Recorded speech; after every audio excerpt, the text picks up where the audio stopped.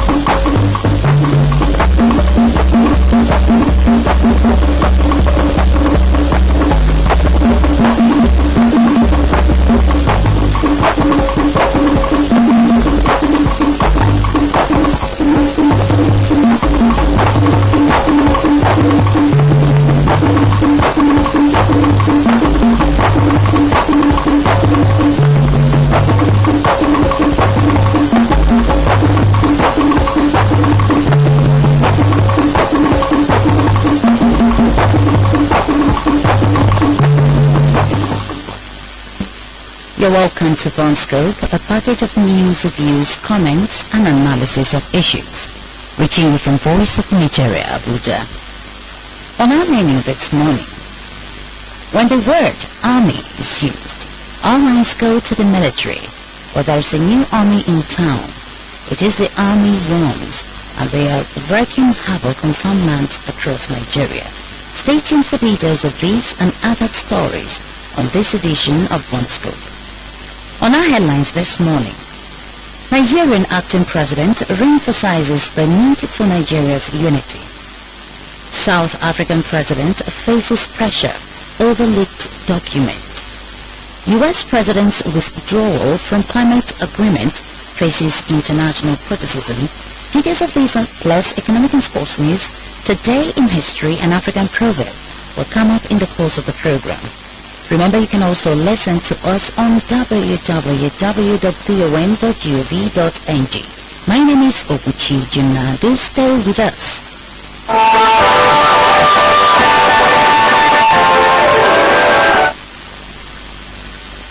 First on the lineup is our world news. The acting president, Professor Yemi Osinbajo, has again emphasized the need for Nigeria to remain one united country. Professor Osinbajo, who is on a 2-day working visit to Cross River State, said this in Calabar, the Cross River State capital, where he said the foundation for the hub meant to house the Cross River Garment Factory, Kala Farm, and the Rice City. The acting president said the industrial hub will enhance economic growth in Cross River State, South Nigeria. He commended the governor of Cross River State, Ben Ayade, for taking the initiative to establish industries which would address the challenges of unemployment and boost the economy. More so, Governor Ayade expressed delight over the second visit of the acting president, describing the gesture as a show of love and support for the people. Nigerian government says it will scale up its NSIP program to accommodate more people in the country. The Minister of State, Budget and National Planning, Mrs. Zainab Ahmed, stated this in Abuja adding that the program would help reduce poverty and improve livelihoods of vulnerable groups. Mrs. Ahmed, who stressed that each component of the program will be scaled up this year, advised youth to apply for the program. The minister added that the acting president, Professor Yemi Osinbajo, had directed that the online portal be reopened on the 17th of June to give Nigerian youths opportunity to apply for the next batch. The Nigerian National Petroleum Corporation, NNPC, and the Bayelsa State Government are to build a power plant in the state in a bid to resolve electricity power challenge. The Group Managing Director of the corporation, Dr. Meikanti Baru, while receiving the State Governor, Siriaki Dixon, at his office in Abuja, said the power plant would be built at the state's proposed industrial park. He added that the collaboration would afford the state and the NNPC the opportunity to share technical knowledge that would attract investors to the Niger Delta region. South African President Jacob Zuma is facing more pressure over leaked documents on alleged improper dealings in government contracts. President Zuma in the past had faced resignation challenges from the ruling ANC in recent weeks due to disputes over political appointments and his friendship with the Gupta family. And finally, on the world news, the announcement of the United States President Donald Trump of withdrawing from the 2015 Paris Climate Agreement has faced a widespread international criticism. Mr. Trump said their court pushed punish the U.S. and would cost millions of American jobs. In an address at the White House, he said he was prepared to negotiate a new agreement or re-enter the accord on improved terms. That's it on the world news.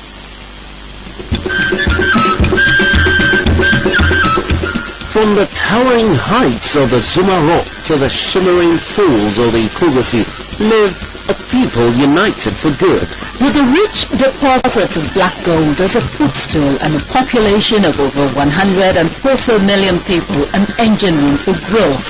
We speak with one voice that though tribes and tongues may differ, but like the whispering rushes of rivers Niger and Benue, we remain united for good. Nigeria. Good people, great nation.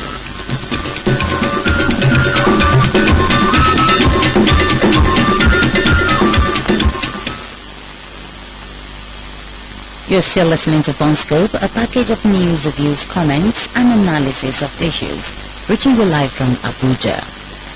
A meeting between the 36 State Commissioners of Agriculture and the Minister of Agriculture and Rural Development to tackle the re-emergence of armyworm in the country has been held in Abuja, the Nigeria's capital. The meeting deliberated on how to combat the situation and avert an imminent food crisis. The armyworm is fast spreading across zones of the country and affecting farmlands. Voice of Nigeria's correspondent Ene Okwaniye in this special report takes a look at how the armyworm operates and the government's plan to bring its devastating effect under control. The armyworm has a rapid development with a very short life cycle, as it most lays about 100 to 400 eggs in batches. The eggs develop in different stages, and every stage has its devastating effects on plants. But the most dangerous stage of development is the stage 4, because it feeds more, which is the stage where the ones attacking maize farms in Nigeria right now are. The armyworm completes its growth cycle within 25 to 30 days. An adult moth has the ability to lay 1,000 eggs in its lifespan. It can cause 90 to 95% damage to an entire maize field within 48 hours. The Federal Ministry of Agriculture and Rural Development in Nigeria has therefore raised an alarm over the situation and is taking steps to bring the outbreak of armyworm under control. The Minister of Agriculture, Mr. Antope, while discussing the outbreak with the 36 state commissioners of agriculture, including the FCT, said armyworm is destroying maize production in the country and it poses serious threat to not only maize production but to other important crops.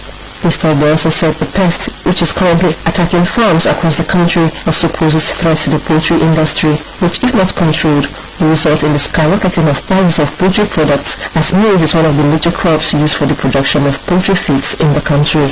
This is the nature of agriculture. Diseases keep coming. You can't always know from what source, but they move around, they arrive in places and then cause havoc.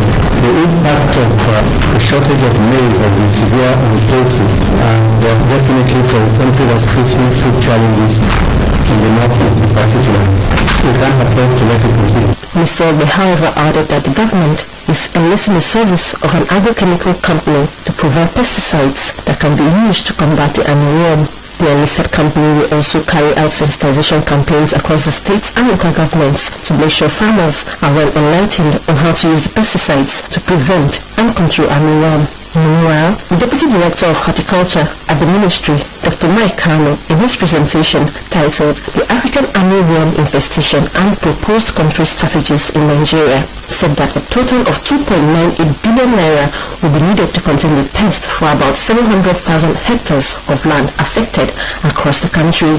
Dr. Kano said Nigeria is at a critical stage right now where an organic pesticide has to be used to bring the situation under control.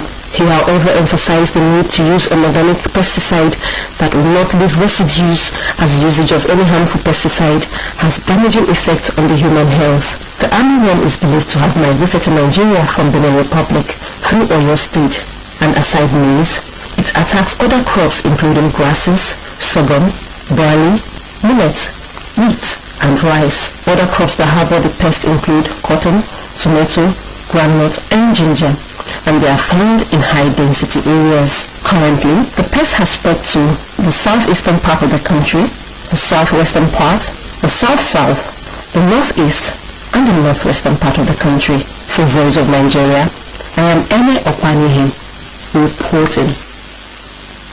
Russia has pledged to invest in agriculture, nuclear energy for power, and education in Nigeria. It has also commended Nigeria's President Muhammadu Buhari for his current policies to diversify the country's economy and promised to support the policies. This was a fallout from a meeting between the Russian Agriculture Minister, Mr. Alexander Kachev, and Nigeria's Foreign Affairs Minister, Mr. Geoffrey Onyema in Moscow, Russia. In an interview, Voice of Nigeria correspondent Godwin Okar asked Mr. Onyema to speak on the important aspects of the meeting. Russia is very keen to invest in the agricultural sector in Nigeria, but he also raised two other issues of great importance to Russia at the moment. One of them is with regards to an aluminium smelting company. There's an ongoing case about that has gone up to the Supreme Court. So we discussed the situation of that at the moment, because there's a company that's also competing with the Russian company that has gone to arbitration in London, and it's a very complicated situation, but I informed them of the situation from the point of view of the government of Nigeria. We are bound by the decisions of the Supreme Court, but that we will try and find a solution going forward.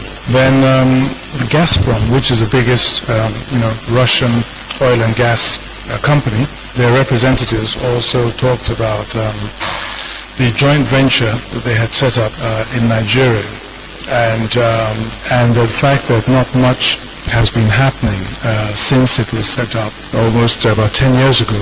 So I informed them that the petroleum bill has just been passed, that I will take the message back, and that very much we welcome investment in our gas and petroleum sector. So we clarified that situation, and then also pointed out that they see Nigeria as one of the big economies in Africa, and a country with which they would like to increase the level of cooperation. And of course for us, we welcome that up in fields. Water is life. It promotes good health. As part of efforts to provide clean water in Nigeria, the government has scaled up access to water and sanitation by repositioning the relevant departments for efficient service delivery in the country. In this special report, Voice of Nigeria's correspondent Chioma Eche takes a look at the major projects and programs the Ministry of Water Resources has done to develop the water sector for economic growth.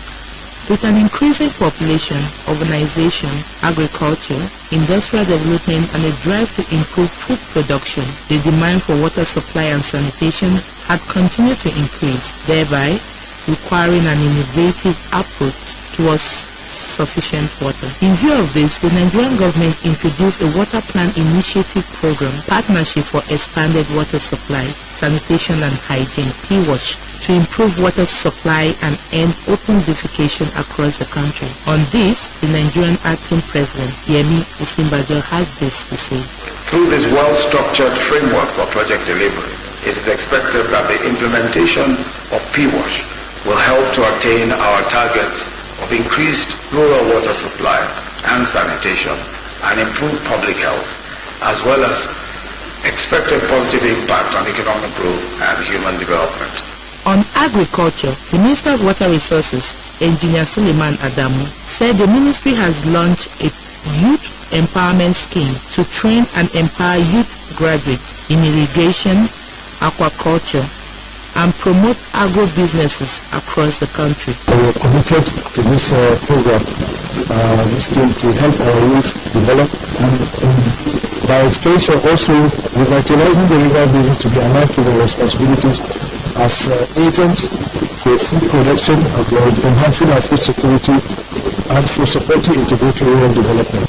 Mr. Adamu added that the 12 river basin development authorities in the country are being revived and expected to train at least 50 youths per batch for a period of 1 year to create job opportunities in the areas of irrigation, farming, fishery, hydropower generation, among others. So I think these guidelines are going to focus on our river basins and put us on a definite program, working together toward the same goal of empowering our youth through agriculture. On his part, UNESCO country representative in Nigeria, Mr. Simon Grego, called on Nigerian government to exploit alternative source of water through wastewater management development. Wastewater can be cost-efficient, sustainable, safe, reliable alternative sources water for a variety of purposes: irrigation, industrial use, drinking water, particularly under conditions of water scarcity. It is hoped that when the National Water Bill becomes law and policy, Nigeria will be able to achieve the Sustainable Development Goal on water supply and sanitation and also eradicate poverty. Shoma Eche, reporting for Voice of Nigeria. Pre-election enlightenment campaigns and consistent voter education in Nigeria are issues that need to be improved on by the Independent National Electoral Commission, INEC, in order to sustain the success recorded in the 2015 general election in the country. One of the recently appointed INEC commissioners, Professor Goswell Obioma, stated this following the confirmation of him and 14 other commissioners by the Nigerian Senate. In an interview with our correspondent, Edwin Aukwe, Professor Obioma said the election umpire must endeavor to uphold the ethics of transparency, honesty, integrity and fairness to all parties involved during any election. Well, I think what I should bring on board is the ethics of transparency, ethics of fairness, integrity and honesty. As an umpire, which I think I am, I'm going to be confirmed eventually as a resident electoral commission. I'm an umpire in the state, and so an umpire needs to be firm and fair, needs to be apolitical, even though you're immersed in politics. You need to be careful to be seen to be doing the right thing, especially to adhere to the constitution that provides for INEC establishment as well as the act establishing the commission. The act diligently specifies clearly what qualifies the appointment of people like you and what you ought to do and how you should do them. So this is what I think we should bring on board to ensure that we deepen democracy. We deepen democracy, we deepen good governance. Okay, the issues of electoral violence and again this winning at all cost syndrome among the political elites, some of the issues that electoral umpire battle with. How do you think you will handle this kind of pressure? As you get your post. Electoral violence is a spontaneous response to injustice. Violence generally, not just electoral violence. Violence, usually extreme violence, extremism in violence, is for me, is a spontaneous reaction to injustice, so to say. So if I deny you your right, you may likely react violently.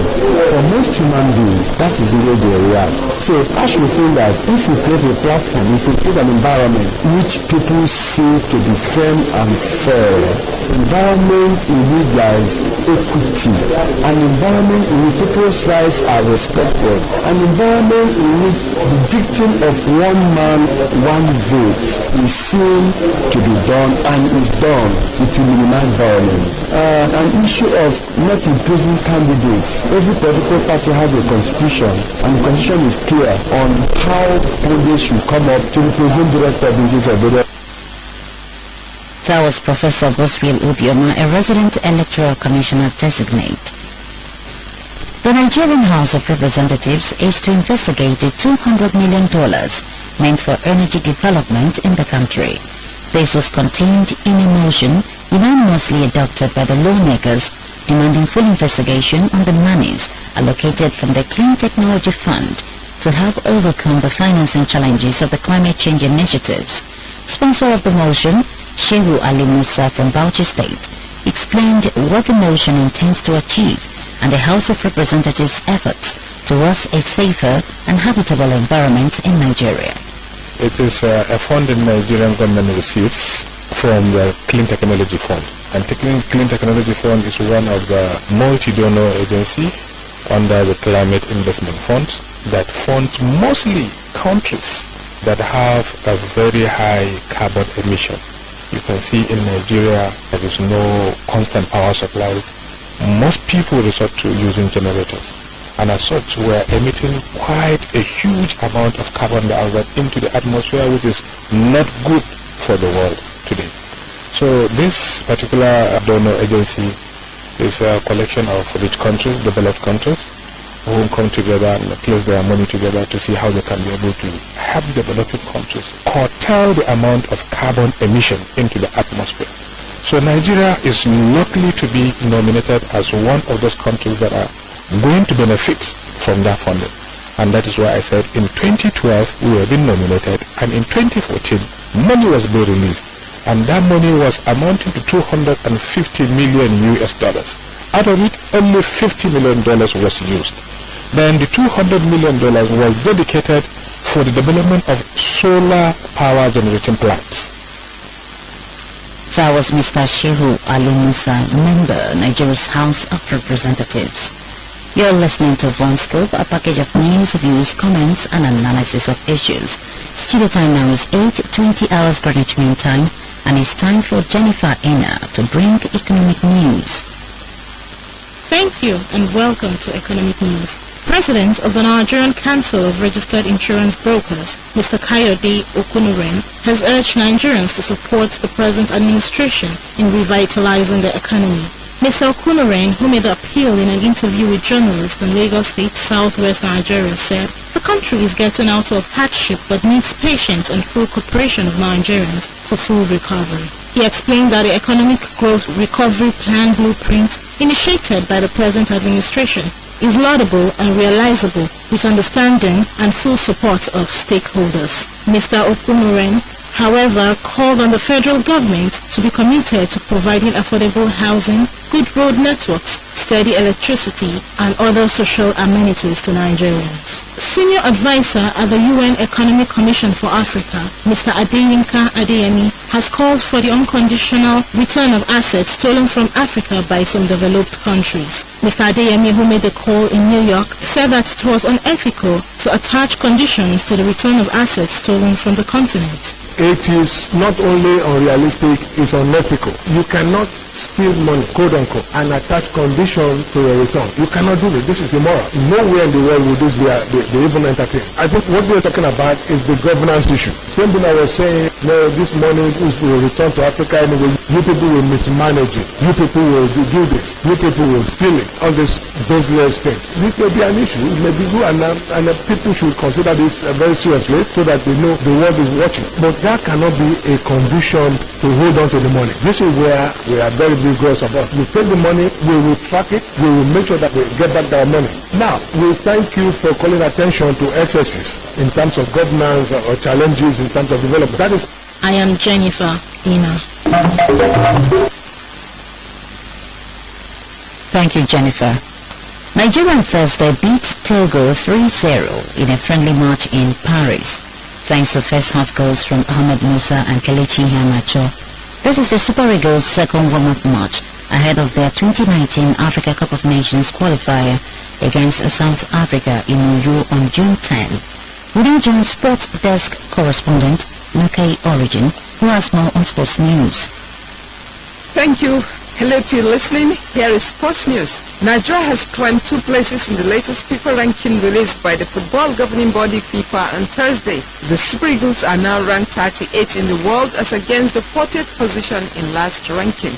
The team is also rated 4th best in Africa, a testament to the growth of the team since Ghana Raw took over. Raw has not lost a game since he took charge of the team, and Nigeria has since climbed almost 19 places since he began his reign. Nigeria is on 730 points, 4 more than the previous month, and can climb higher if they win against Togo and South Africa. Egypt is top in Africa, and they are tailed by Senegal and Cameroon. Brazil is the world leader and is followed by South America rivals Argentina, Germany, Chile and Colombia to make the top 5 teams in the world. Nigeria's coach Ghana Raw on Wednesday night unveiled a 23-man list of players for camping in Abuja ahead of the Super Eagles 2019 Africa Cup of Nations qualifier against South Africa in Uyo on June 10. Correspondent Salisu Mohammed has details on the list. The Nigerian coach did not invite Mikel Obi, Odo Negalo and Brown Ideye, who are plying their trade in the Chinese Super League. Kelechi Iheanacho, Alex Iwobi, Elderson Echiejile, Ahmed Musa, Wilfred Ndidi, Ogene Karoe Tebo, William Ekong and Abdullahi Shehu also made the list. The Nigerian Football Federation, who released the list late on Wednesday, said the players are expected in Abuja on Friday ahead of their trip to Uyo on Tuesday. Ogenyi Onazi and Kenneth Omerwa, who were omitted from the squad that drew 1-1 against Kosika, made the list alongside South Africa-based goalkeeper Daniel Akpeyi. The full list has goalkeepers Daniel Akpeyi, Ikechukwu Ezenwa, Dele Alampasu. Defenders Kenneth Omerwa, William Ekong, Abdullahi Shehu, Tyrone Ebuehi, Elderson Echiejile, Chidozie Awaziem, Maruf Yusuf. Midfielders Ogenye Onazi, Wilfred Ndidi, Ogene Karoe Tebo, John Ogu, Mikel Agu, Al-Hassan Ibrahim. Forwards Ahmed Musa, Kelechi Iheanacho, Moses Simon, Alex Iwobi, Henry Oyekuru, Victor Oshemen, Olarunwaju Kayode. For Voice of Nigeria, Salisu Muhammad reporting. Zambia's under-20 team danced as they emerged victorious from the 3 round of 16 matches played out on Wednesday at the FIFA Under-20 World Cup in Korea Republic. Thanks for listening. I am Neke Origin. Please stay tuned as the rest of the news continue. Thank you, Noke. It's now time to get what happened on June 2nd in history. On this day in 2006, the United Nations Security Council added 1,000 peacekeepers to its mission in Ivory Coast in renewed efforts to restore order in the troubled West African country. And on this day in 2007, the Comoros and Guinea joined the Community of Sahel-Sahara States at a summit of the 9-year-old African grouping in Libya, raising its membership to 25 countries. Still on this day in 2007 in Zambia, at least 12 soccer fans were crushed to death as a crowd rushed from the Lusaka Stadium after Zambia's victory over Congo-Brazzaville in an African Cup qualifier. And on this day in 2012, Kenyan troops were officially integrated into the African Union's peacekeeping mission in Somalia, with Kenya's defense minister signing on agreements at an African Union headquarters in Addis Ababa, Ethiopia. And that's today in history. I am